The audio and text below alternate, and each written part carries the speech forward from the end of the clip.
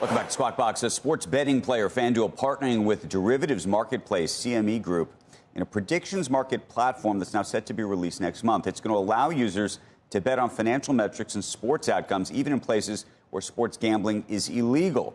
Now, prediction markets are federally regulated and considered trading platforms, not gambling platforms. The CEO of FanDuel's parent company telling Jim Cramer that the sports prediction product won't be available in areas where users can access FanDuel sports betting. The state of Nevada disagrees, considers sports prediction markets a form of gambling.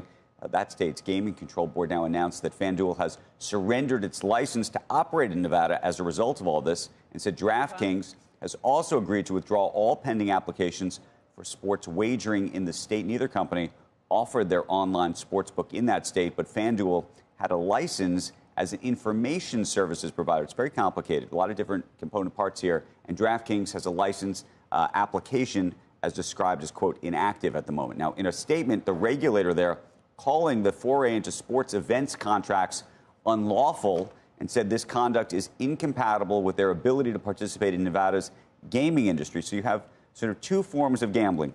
You have what used to be the traditional form of gambling, which was state regulated, like Nevada. Now you have this prediction market situation. Some of these guys want this all to come together, which is what I always thought, by the way, would be the ultimate outcome, given that there's so many. Basically what they've just said is, like, forget it. We'd rather be able to operate in the predictions market than be able to operate in the state of Nevada. Exactly. And so this is going to get very complicated very quickly, but it also means I would think that maybe Polymarket, maybe Kalshi, maybe any of these guys either all get merged up. Either Polymarket and Kalshi ultimately get into the sports business, gambling business, or the sports gambling guys get into the prediction market business, and it's all one thing. I just can't see how there's like a separation. Well, it's interesting to watch this trickle down. In Nevada, the traditional casinos are feeling threatened by this, by the sports books, by the FanDuel and the like.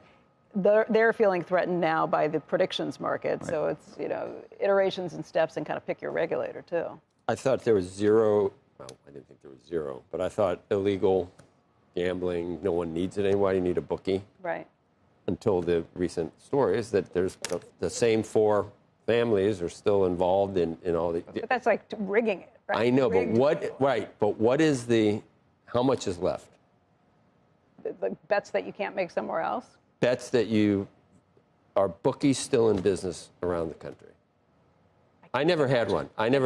Some of my friends did have one. My grandfather used to have a bookie. Yeah. And we would go, and the guy would literally sit at the bar at lunchtime. I won't say where. Why? He's no longer alive. I mean, my grandfather isn't. Why don't you say which bar? Well, because who knows? Maybe these people are all, maybe they're all still in business. Oh yeah, the place is still open.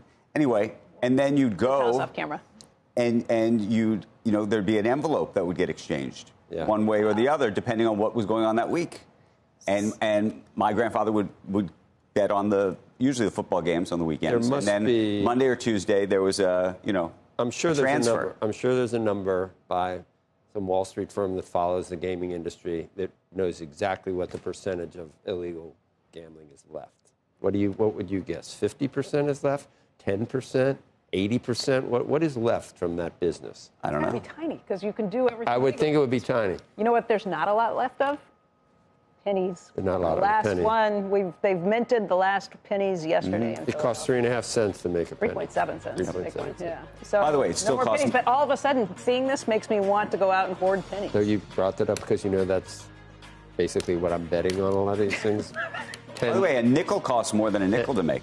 Yeah, really? That might be next. Tens a day. Does anyone use cash anyway? No, that's what I mean. I have to go find pennies. They gave me some change the other day. I'm like, keep it. You put it in that little thing. It's like, I don't know what. Penny, yeah. penny. Yeah.